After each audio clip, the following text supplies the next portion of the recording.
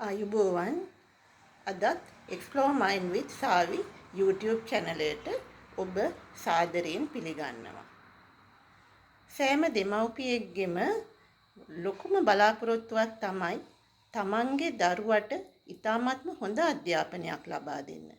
ඒ සඳහා තමන්ගේ දරුවා තමන් ජීවත් වෙන ප්‍රදේශයේ තියෙන හොඳම පාසලට, ජනප්‍රියම පාසලට ඇතුළත් කරගන්න දෙමව්පියෝ දරුවෝ ඉපදුණු දවසින්දම මහන්සි වෙනවා කිව්වොත්, ප්ලෑන් කරනවා කිව්වොත් නිවැරදි.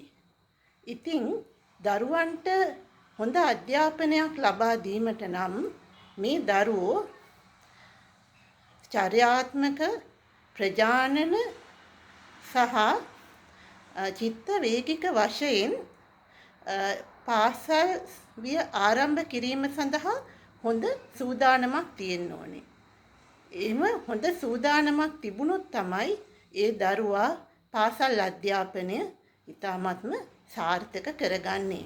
මේ හොඳ සූදානම කියන එකෙන් අදහස් වෙන්නේ තව විදිහකට කියනවා නම් මේ දරුවෝ ඒ තමන් ඇතුළත් වෙන පාසලට, පන්ති කාමරයට, ඒ පරිසරයට කොතෙක් දුරට සාර්ථකව හැඩ ගැහෙනවද කියන කාරණය මත ඒ දරුවාගේ පාසල තුල අධ්‍යාපන කටයුතු වල සාර්ථකත්වයට ඒක ලොකු බලපෑමක් එල්ල කරනවා.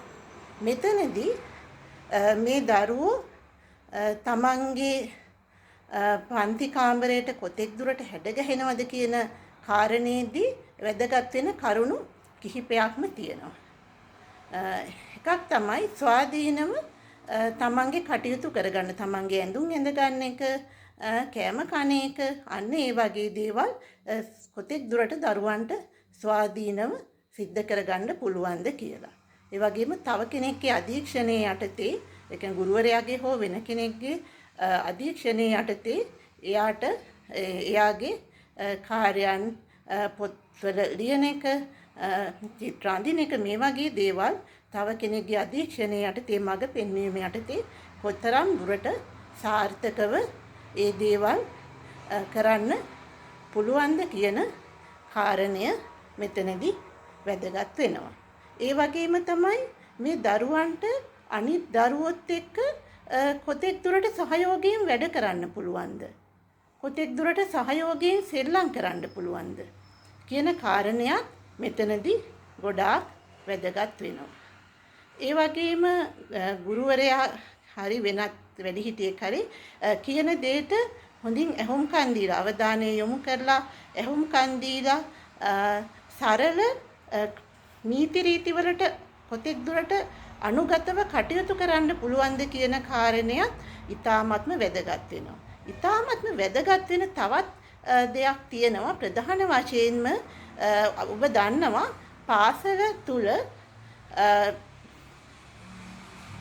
ව්‍යුහාත්මකව සකසන ලද, හොඳින් සකසන ලද ඩේලි රූටින් එකක් කියලා අපි කියනවා. දිනචර්යාවක් අනුව, විධිමත් කාලසටහනක් අනුව තමයි කටයුතු කරන්න සිද්ධ වෙන්නේ. එතකොට එතනදී ගෙදරදී දරුවා බොහොම නිදහසේ, එයාට ඕන වෙලාවට කෑම කාලා, එයාට ඕන වෙලාවට වැසිකිලි කැසිකිලි කටයුතු කරලා පිරිසිදු එහෙම හිටපු, එයාට ඕන වෙලාවට පිරිසිදු වෙලා එහෙම හිටපු දරුවේ පාසලට ගියපුවාම වෙලාවක්, කෑම කන්න වෙලාවක් තියෙනවා. එතකොට වැසිකිලි කැසිකිලි යන්න වෙලාවක් තියෙනවා. එතකොට අනිත් පාඩම් වැඩ කටයුතු කරන්න වෙලාවක් තියෙනවා. ක්‍රීඩා කරන්න වෙලාවක් තියෙනවා. මෙන්න මේ වගේ විධිමත් දිනචර්යාවකට, විධිමත් කාලසටහනකට අනුව දරුවට හැඩ ගැහෙන්න සිද්ධ වෙනවා. ඉතින් මේ දරුවෝ කොතෙක් දුරට ඒකට හැඩ ගැහිීමේ හැකියාව වර්ධනය කරගෙන තියෙනවද කියන කාරණය ඔවුන්ගේ පාසල් අධ්‍යාපනයේ සාර්ථකත්වයේ සඳහා බලපානවා. ඒ වගේම එයාට කොතෙක් දුරට කොච්චර සාර්ථකව පැන්සලත් එක්ක, පැන්සල අල්ලන්න, පැන්සලත් එක්ක කටයුතු කරන්න, පාට එක්ක, එතකොට විවිධ හැඩතල හඳුනා ගන්න, මේ වගේ දේවල් එයාට කොතෙක් දුරට කරන්න පුළුවන්ද කියන කාරණාවත් මෙහිදී ඊටාම වැදගත් වෙනවා. ඉතින් මේ දේවල් එක්ක දරුවා පාසල් අධ්‍යාපනය සඳහා හොඳ සූදානමක් ලබන්න නම් ඔහුට හෝ ඇයට නිවසින් වගේම පෙර පාසලේදී එයා ලැබෙන අත්දැකීම් ඉතාමත්ම ප්‍රයෝජනවත් වෙනවා, ඉතාමත්ම වැදගත් වෙනවා. දැන් නිවසේදී දෙමව්පියෝ දරුවාව රැක බලා ගන්න ආකාරය, එයාට මඟ පෙන්වන ආකාරය, එයාට ආදරේ කරුණාව දක්වන ආකාරය, අවධානය දෙන ආකාරය අනුව එයාගේ චර්යාත්මක චිත්ත වේගික සංවර්ධනයට ඒක ලොකු උදව්වක් වෙනවා. බුදුරජාණන් වහන්සේ දේශනා කළ තියෙනවා දෙමව්පියෝ කියන්නේ දරුවන්ගේ පූර්වාචාර්යවරු කියලා. පූර්වාචාර්යවරු විදිහට හඳුන්වලා තියෙනවා පුබ්බාචර්යාති උච්චරේ. ඉතින් එහෙම පූර්වාචාර්යවරු කියලා දෙමව්පියන්ව හඳුන්වන්නේ ඇත්තටම දරුවේ ඉපදුනාට පස්සේ ක්‍රමයෙන් තමන්ගේ වැඩ කටයුතු කරන ආකාරය, කතා බහ කරන ආකාරය, තැනක හැසිරෙන ආකාරය, මේ වගේ මූලික සමාජ කුසලතා කියන දේවල් ඉගෙන ගන්නේ, අත්පත් කරගන්නේ දෙමව්පියන් ඇසුරේ. අන්න ඒ නිසා තමයි දෙමව්පියෝ දරුවන්ගේ පූර්වාචාර්යවරු බවට පත් වෙන්නේ. නමුත් වර්තමානයේ වන විට දෙමව්පිය භූමිකාව තුළින් මෙන්න මේ පූර්වාචාර්යවරුන්ගේ කාර්යභාරය මගහැරිලාද කියන සැකයකුත් අපිට ඇති වෙනවා. මොකද මේ වර්තමාන තරඟකාරී අධ්‍යාපනය තුළ දෙමව්පියෝ දරුවන්ට තේරෙන වයසේ ඉඳලම අවුරුදු 3ක් වෙනකොටම වගේ එයාව විවිධ පන්තිවලට අකුරු ගන්නන පන්ති, ටියුෂන් ක්ලාස්, තවත් නොයෙකුත් ක්ලාස්, හෝම් ස්කූලින්, මෙන්න මේ වගේ ක්‍රමවේද තුලින් දරුවට විධිමත් අධ්‍යාපනය ලබා දෙන්න තමයි දෙමව්පියෝ මහන්සි ගන්නේ. ඒ වගේම තමයි පෙර පාසලක් තෝරගන්නකොටත් සමහර දෙමව්පියෝ බලන්නේ ඒ මොන්ටිසෝරිය අකුරු ගන්නනවද?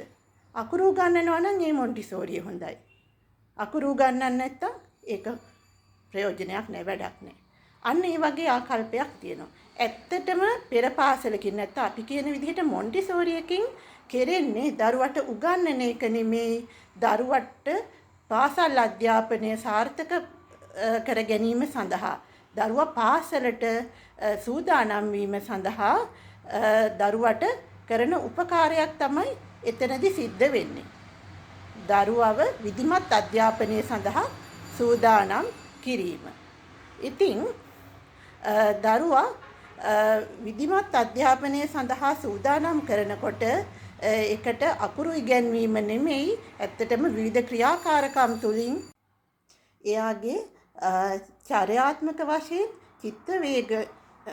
චිත්ත වේගික වශයෙන් සහ ප්‍රජානන වශයෙන් එයාගේ සංවර්ධනයට දායක වීම තමයි පෙර පාසලින් කරන්නේ. ඉතින් එකයි අපි පෙර පාසල නැත්නම් ප්‍රී ස්කූල් කියලා හඳුන්වන්නේ. විධිමත් පාසල සඳහා දරුවා සූදානම් කිරීම මම නැවතත් කියනවා. ඉතින් එතනදී ගොඩක් විට කෙරෙන්නේ ක්‍රියාකාරකම්, දරුවාගේ හසුරු කුසලතා වර්ධනය කරන හසුරු කුසලතා අපි කියනවා. ඒවා වර්ධනය කරන්න. එතකොට දරුවා අනිත් දරුවොත් එක්ක සහයෝගයෙන් කටයුතු කරන ආකාරය දරුවට උගන්වන්න, යම්කිසි විධිමත් කාලසටහනකට, දිනචර්යාවකට අනුව දරුවව හැඩ ගැස්වීම, මෙන්න මේ වගේ දේවල් ස්වාධීනව කටයුතු කරන්න හුරු කරන එක, දරුවා පේලියේ යන තැන ඉඳලා අත හොදන විදිහ, කෑම කන එක, මේ ආදී සියලුම දේවල් දරුවට පුරුදු කරලා මඟ පෙන්වීම ඒ පෙර පාසල් ගුරුවරියන් විසින් ඒක සිද්ධ කරනවා. ඉතින් මේ විදිහට දෙමව්පියන්ගේ ආදරය, රැකවරණය, අවධානය සහ මඟ පෙන්වීම යටතේ, පෙර පාසල් ගුරුවරියගේ මඟ පෙන්වීම යටතේ